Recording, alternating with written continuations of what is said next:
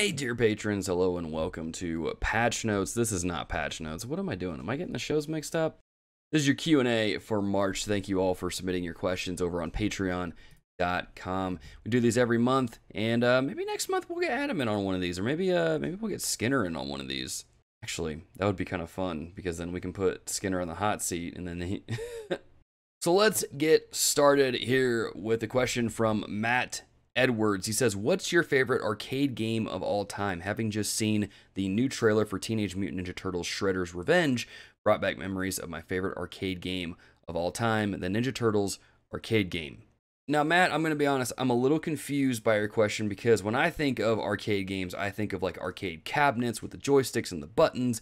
And so if we're talking about like arcades where you have those things all over the place, I mean, I was a huge fan of, what is it, Time Crisis is the one with the like little plastic guns that you would get at the arcade booth, and then you would shoot the dinosaurs, and then you'd have like a House of the Dead one, which was like the same game but with zombies.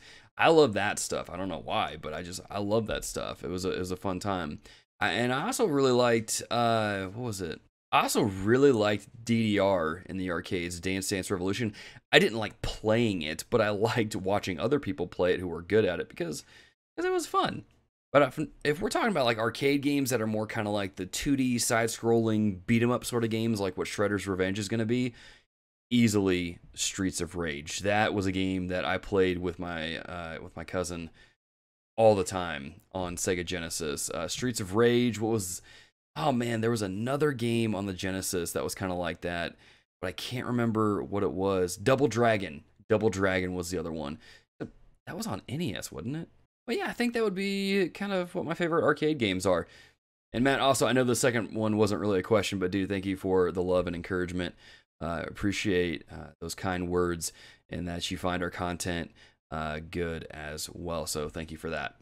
Korodaki asks, how did the Dear Listener phrase and logo start? Now, this is a question that we actually get a lot, because when people see our name and they see the logo, they're like, wait, what? And the thing is, the thing is with the Dear logo, it started off as a post in the Facebook group, because early on in the show, I would always say, Dear Listeners. And I kind of got that from Greg Miller and a few other podcasts, that that's just how people engaged with the listeners. And one listener posted in the Facebook group one day a picture of a deer in the woods listening, with the caption, "This is what I think of every time Logan says Dear Listeners." Now, when I saw the post, I just kind of stared at it for a couple minutes, and I was just like, I don't get it. And so he had to explain it to me, that what he meant was, every time I say Dear Listener, he thinks of a deer in the woods listening, and then once it finally clicked, I laughed for a good 5 minutes, and then we just kind of let it be a thing, and then it really just became part of the show as our mascot in a weird way, but also as our term of endearment for our listeners, the Dear Listeners. And so we always wanted to do a logo that had a deer with headphones on, because that would just be super cool. And it went through a few different iterations. We did one early on when we did our first fundraiser for the podcast through Bonfire. We just got like a silhouette of a deer with headphones on, and that was kind of the early logo that we used for that. And then after that, I linked up with Sword and Pencil on Instagram, and he is the guy that made our current logo that you can get on our merch, and you see all over our podcast and social media platforms and things of that nature. So that's where it started off. And fun fact, if you ever want to let another Dear Listener know, we did post a article about it on our website. If you go to the website and then click on the What button, it brings a drop down that lets you click on, I think it's called Dear Listener, and it will go through the story that I just went through as well. But it was pretty funny. It's pretty hilarious how it started, and it's kind of become part of the podcast ever since year one, really. Jeff Jackson Jr. writes in and says, what board game would you like to see turned into a full-fledged console PC game? What console PC game would you like to be made into a board game? For example, Stardew Valley was just made into a board game. Well, Jeff, the game that immediately comes to mind has already been made into a board game. Dark Souls and Bloodborne are already board games.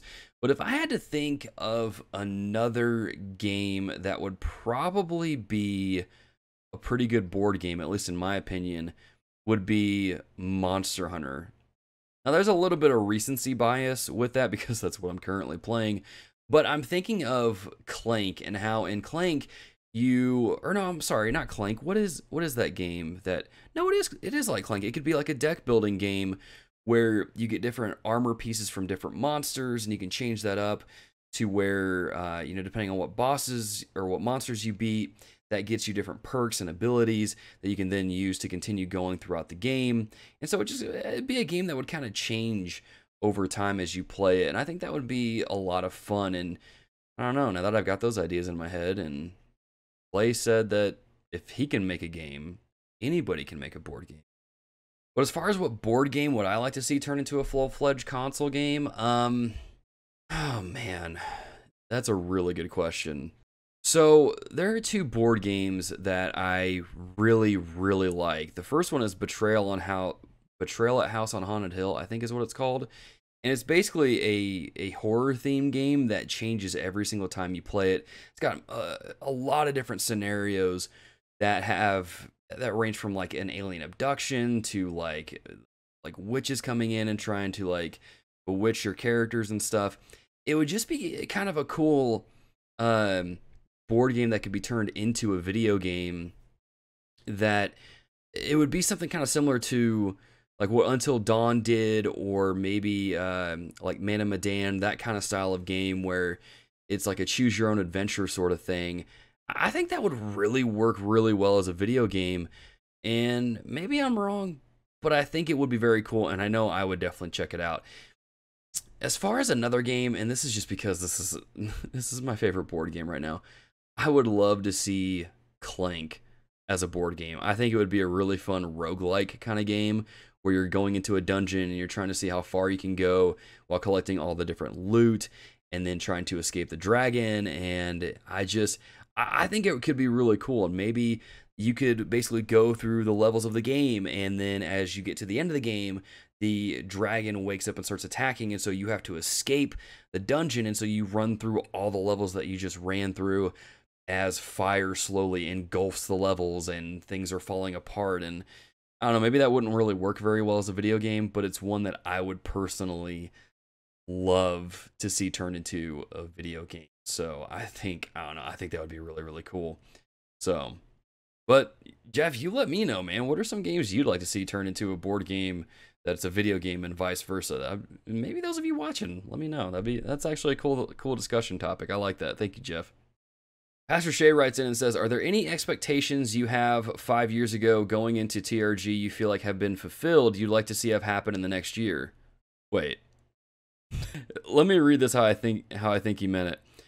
Are there any expectations you had 5 years ago going into TRG you feel like have not been fulfilled that you'd like to see have happen in the next year? That makes more sense. Pastor Shay, you can correct me if I'm wrong. To be honest, when we first started the podcast, I didn't really have a whole lot of expectations. I just wanted to create a podcast talking about two of my favorite things, theology and video games. And it kind of, as the podcast has grown and the audience around the podcast has grown, I've just been impressed with kind of what we've been able to do with where we're at. And so it's kind of hard to really answer this question because I don't really have a whole lot of expectations for TRG outside of becoming the next, like, not really the next Christian IGN, because a Christian IGN doesn't exist. But that's been one of my big expectations for TRG, is to become a Christian IGN sort of thing, and to just have that outlet out there for Christians, but to also engage with the gaming community. So that's personally what I would like to have happen. But yeah, man, that's a good question. I'll have to think about that some more and maybe answer this in a future video. But like I said, when we first started TRG, my only expectations was like, I just want the content to be good and I want people to listen to it.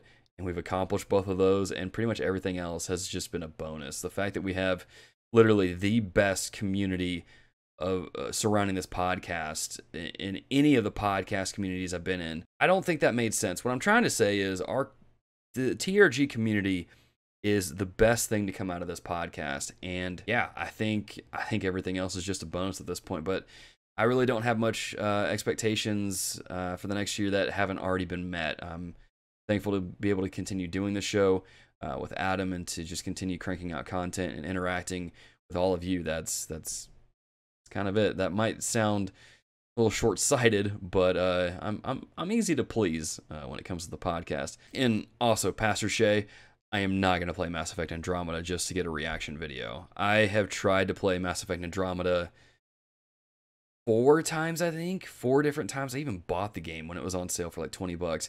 And I'm sorry, I hate the game. I really, really do. I refuse to play it again. I think I actually did a stream back in 2019 or 2018. No, it would have been 2019. Going over the game, like playing it again, and I did a stream just talking about it, and I'm just like, I can't do this. I hate this game so much. And that's on our YouTube channel if you want to go check that out. But yeah, I am not going to play that game again. I have tried and tried and tried, and that ship has just sailed and sunk to the bottom of the ocean. And last but certainly not least, Alex Castellanos writes in, I was thinking, what are the chances of Logan and Adam playing the beginning of It Takes Two and throwing it on YouTube for the viewers? Looks like a fun game and a cool opportunity for some co-op conversation. Plus, you only need to purchase 1 copy of the game for both of you to play. Now, I already responded to this comment on the thread, and in case any of you missed it, yeah, that's totally cool. Actually, I didn't even know about It Takes Two until Alex, you had commented about it on Patreon, and I didn't even know that one of us only needed to purchase a copy in order for both of us to play it. That was like, I was like, that's a no-brainer right there. And again, like I said on patch notes, I do want to apologize. Again, I know I put it in the description, but not everyone reads the descriptions of the videos. I recorded that on my PS5 locally, and I thought I had everything set up correctly to where our audio, our commentary would come through in the recorded footage, and it didn't. So the next video that we're going to be working on, the part 2, I guess, of It Takes Two, I'm going to be working on that and trying to get that to where you can actually hear us talking about it and commentating on it and cracking jokes at each other as we're playing the game. And so I apologize for that, but we do have the first 40 minutes or so of it on our YouTube channel if you want to go check that out, in case anybody has not checked that out just yet. I'll actually have a card popping up somewhere around here that should link you straight to it. But dear patrons, thank you for submitting your questions for March. As always, I greatly appreciate you asking these questions. And like I said, maybe in April we'll do one where we get Skinner on, and you guys can cater your questions towards Skinner and what it's like to edit the podcast and things of that nature, and we'll just have some fun with him next month and kind of go from there. But again, thank you all for supporting us on the podcast, and thank you all for just the kind words and asking some really good questions. These were fun. I like these, and now I'm thinking about arcade games, and now I'm wanting to go play Ikaruga for some reason. I don't even know if that's technically an arcade game. Is it an arcade game? But anyway, dear patrons, thank you again for the questions. Thank you again for allowing us to do this content. And as always, be a dear, keep it locked here. We'll see you in the next video.